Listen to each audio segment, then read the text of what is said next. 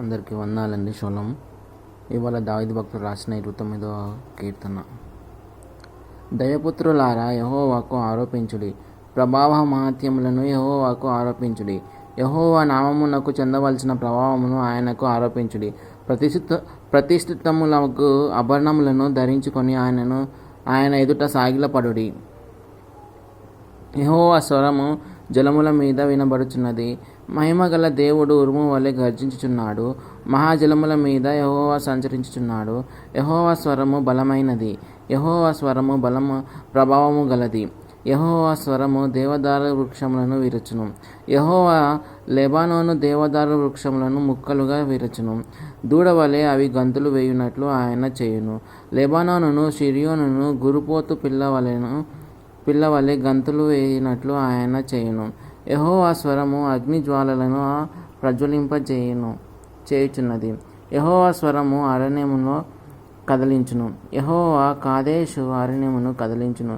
యెహోవా స్వరము లేలను ఈనజేయును. అది ఆకులు రాల్చును. ఆయన ఆలయంలో నున్నవన్నీ ఆయనకే ప్రభావము అనుచున్నవి. యెహోవా ప్రళయ జలముల మీద ఆసీనుడాయను. యెహోవా నిత్యము రాజుగా ఆసీనుడై ఉన్నాడు. యెహోవా తన ప్రజలకు బలమును అనుగ్రహించును. యెహోవా తన ప్రజలకు సమాధానము కలుగజేసి వారిని ఆశీర్వదించును. ఈ అధ్యాయంలో దావీదు భక్తుడు అబ్షలోము నుంచి దూరం వెళ్తున్నప్పుడు, ఇంతకుముందు కీర్తనలు మనం చూసాం. అలాగే దేవుడు దావీదు భక్తుడికి వినిపిస్తున్నాడు ఆయన శక్తి ఎంత గొప్పదో అన్నది. ఈ అధ్యాయంలో మనం చూడవచ్చు ఆయన శక్తిని గురించి, ఆయన సామర్థ్యంని గురించి అంటున్నాడు. యెహోవాకు ఆరోపించండి దైవపుత్రులారా, అందరూ కలిసి, దేవుని కుమారులారా, దేవుని బిడ్డలారా, ప్రభావ మహాత్యములను యెహోవాకు ఆరోపించుడి. ఆయన నామమునకు చెందవలసిన ప్రభావం ఆయనకు ఆరోపించుడి. ఆయనకు పూజించవాలి. ఆయన ఈ సృష్టికర్తని సృష్టించిన తండ్రిని మొక్కి ఆరాధించి స్తుతించవలసిన మనము ఎవరిని స్తుతిస్తున్నాము? దేనికి ప్రాధాన్యత ఇస్తున్నాము? దేవుడి స్థానానికి ఇవ్వకుండా, దేవుడికి మీ మనసులో స్థానం ఇవ్వకుండా, దేవుడి స్థానాన్ని ఇంకా ఎవరికో, దేని విషయంలోనో, డబ్బు విషయంలోనో, ఆస్తి విషయంలోనో, లేదా ఇతర మనుషులకు, ఇతర విగ్రహాలకు స్థానం ఇచ్చినట్లయితే అది దేవుడికి కోపాన్ని తెచ్చే విధంగా ఉంటుంది. యెహోవా నామము, ఆయన నామముకు చెందవలసిన ప్రభావము ఆయనకు అర్పించుడి. ఆయనకే స్తోత్రాలు చెల్లించండి. ఆయనకే ప్రతిష్ఠితములకు ఆభరణములను ధరించుకొని ఆయనను ఎదుట సాగిలపడుడి. ప్రతిష్ఠితములు ఆనాడు లేవీయులు మందిరంలోకి వెళ్ళేటప్పుడు ప్రతిష్ఠిత వస్త్రములు వేసుకొని లోనికి వెళ్ళాలి. కానీ ఈనాడు మనం మందిరానికి వెళ్తున్నప్పుడు ఎలాంటి ప్రతిష్ఠిత వస్త్రములు, ఆభరణములు కలిగి ఉంటున్నాము అంటే, ఇక్కడ ఆభరణములు అంటే ఇక్కడ మనం గుర్తుపెట్టుకోవాల్సింది మన మనసు, మన ఎటువంటి స్థితిలో గుండా మనం వెళ్తున్నాం, ఎలా మన ప్రవర్తన, దేవుని యందు ఉన్న మన ప్రవర్తన, మన పరిశుద్ధత ఎలా ఉంది అని దాన్ని ధరించుకొని వెళ్తున్నామా దేవుడి దగ్గరికి, ఆయన యుద్ధకి? లేక మన నామకార్థంగానే అందరితో పాటు ప్రార్థించాలి కాబట్టి ప్రార్థిస్తున్నామా? దాని గురించి మనం ఈ అధ్యాయంలో మనం ధ్యానించవచ్చు. అలాగే దావీదు భక్తుడు అంటున్నాడు, యెహోవా స్వరము జలముల మీద వినబడుచున్నది. మహిమ గల దేవుడు ఉరుము వలె గర్జించుచున్నాడు అంటున్నాడు. మహిమ గల ఉరుము వలె గర్జించుచున్నాడు అంటున్నాడు.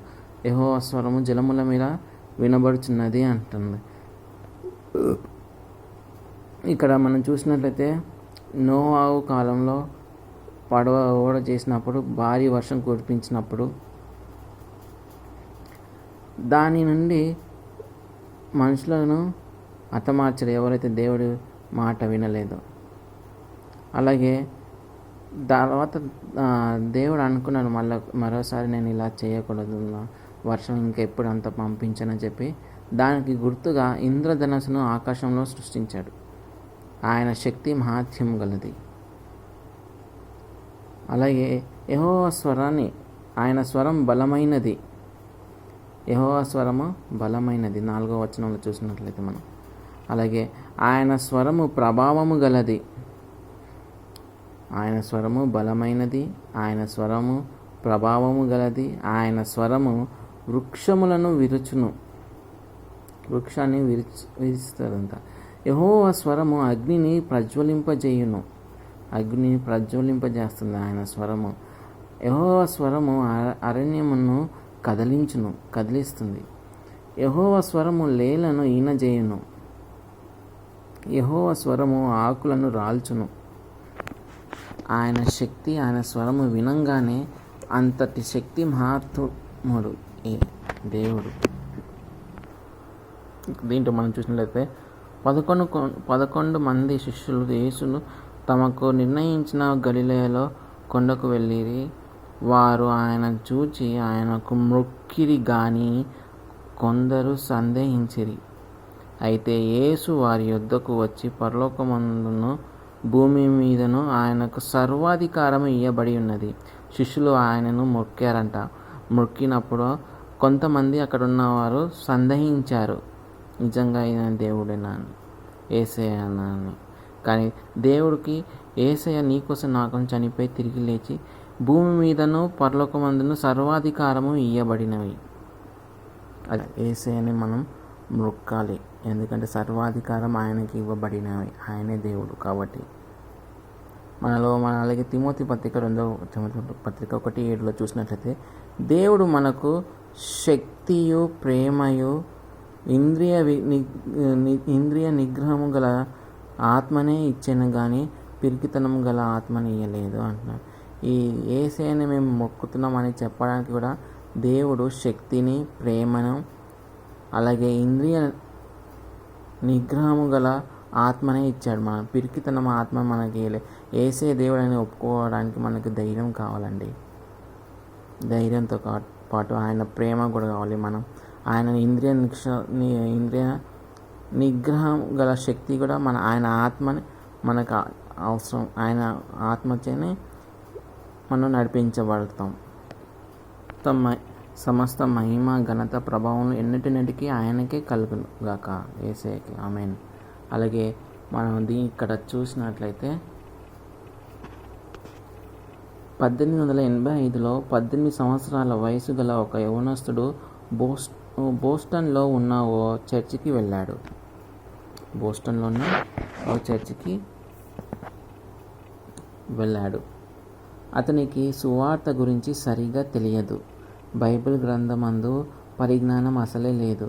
ఆ సంఘానికి చెందిన సండే స్కూల్ టీచర్ ఆ కుర్రాడిని పనిచేస్తున్న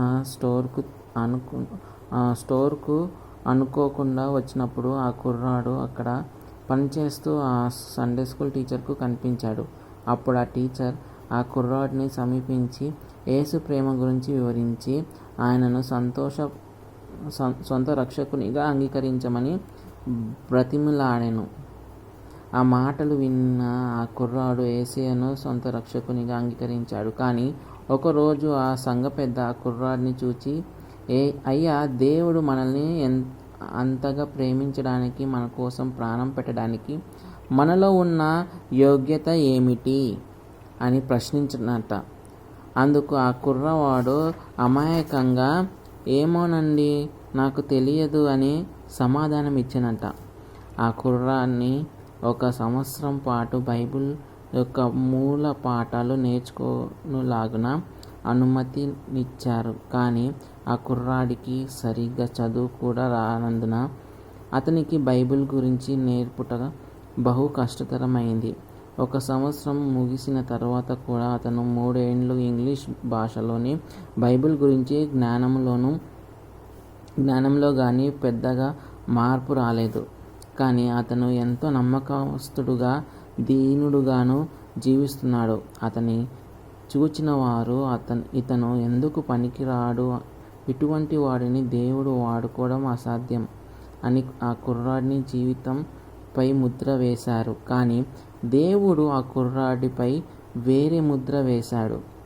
2 ఖండాలను సువార్తలతో గడగడలాడించిన ఎన్నో లక్షల ఆత్మలను అగ్నిలో నుండి బయటకు లాగేటటువంటి గొప్ప సువార్తికుడిగా, ప్రపంచ ప్రఖ్యాత దైవజనుడిగా ముద్ర వేశాడు. అతనే డిఎల్ మూడీ. సహోదరులారా, మిమ్మును పిలిచిన పిలుపును చూడుడి. మీలో లోకరీతిని జ్ఞానులైనను గనులైనను గొప్ప వంశముల వారైనను అనేకులు పిలువబడలేదు. గాని ఏ శరీరియు దేవుని ఎదుట అతిశయింపకుండునట్లు జ్ఞానులను సిగ్గుపరచుటకును లోకములో నుండి వెర్రి వారిని దేవుడు ఏర్పరచుకొని ఉన్నాడు. బలవంతులైన వారిని సిగ్గుపరచుటకు లోకంలో బలహీనులైన వారిని దేవుడు ఏర్పరచుకొని ఉన్నాడు. ఇది కొరింథీ పత్రికలో రాసి ఉంటుంది. 1 అధ్యాయము 27-29 వచనాల్లో. ప్రియా యవ్వన సహోదరుడా, నువ్వు తెలివితేటలు శక్తియుక్తి తలాంతులు లేని బలహీనుడవు కావచ్చు. చదువులో కూడా పెద్ద దిట్టవి కాకపోయి ఉండవచ్చు. అధైర్యపడకు. నీవు దేవునికి నమ్మకస్తుడుగా జీవించినట్లయితే బలహీనుడైన డిఎల్ మూడీని ఏర్పరచుకొని బహు గొప్పగా వాడుకొని కొన్న దేవుడు నిన్ను ఎందుకు వాడుకోడు? నేడే నీ జీవితాన్ని సంపూర్తిగా ఆయన బలమైన హస్తాలకు అప్పగించుకో. బలవంతుని చేతిలో బలమైన బాణములుగా ముందుకు దూసుకుపో అని కీర్తనకారుడు అంటాడు. ఈ కీర్తనలో అది మనం చూడగలుగుతాం. దేవుడికి అసాధ్యమైనది ఏది కూడా లేదు. అన్నీ ఆయన సృష్టించబో, కాకపోతే ఆయనకే ప్రభావం చెల్లునుగాక. ప్రార్థించుకుంటాం. మహోన్నతుడా, పరిశుద్ధుడైన దేవ, మహాగణుడైన తండ్రి, ఈ వాక్యం ద్వారా మాతో మాట్లాడావు ప్రభా. సర్వము సృష్టించిన సృష్టికర్తవు తండ్రి అయినా, సర్వాన్ని సృష్టించిన వాడవు ప్రభు తండ్రి అయినా. నేను యేసయ్య తండ్రి, నువ్వు బలమైన వాడవు, నువ్వు శక్తిమంతుడవు యేసయ్య తండ్రి అయినా. తండ్రి, నా శక్తి నీ బలము మాకు దయచేసి నేను మమ్మల్ని నడిపించమని వేడుకుంటున్నాం. నీ శక్తి నీ బలము ద్వారా తండ్రి కనికరించి నడిపించమని వేడుకుంటున్నాం. అన్ని విషయాల్లో కూడా తోడుగుండి నడిపించి ఈ రోజు అంతా కూడా ఇంకా తోడుగుండి నడిపించి మా పనుల్లో రాకపోకలను తండ్రి నేను నీ నామంకి మహిమ వచ్చేలాగా మమ్మల్ని నడిపించమని వేడుకుంటూ, ఎవరికి ఆదరణ నెమ్మది కావాలో ఆ మాటల ద్వారా అనుగ్రహించమని వేడుకుంటూ నజరేయుడైన యేసు నామములో అడిగి వేడుకుంటున్నాం మా తండ్రి. ఆమెన్. షాలోమ్ అండి. అందరికీ వందనాలు. Please like, share and subscribe చేయండి.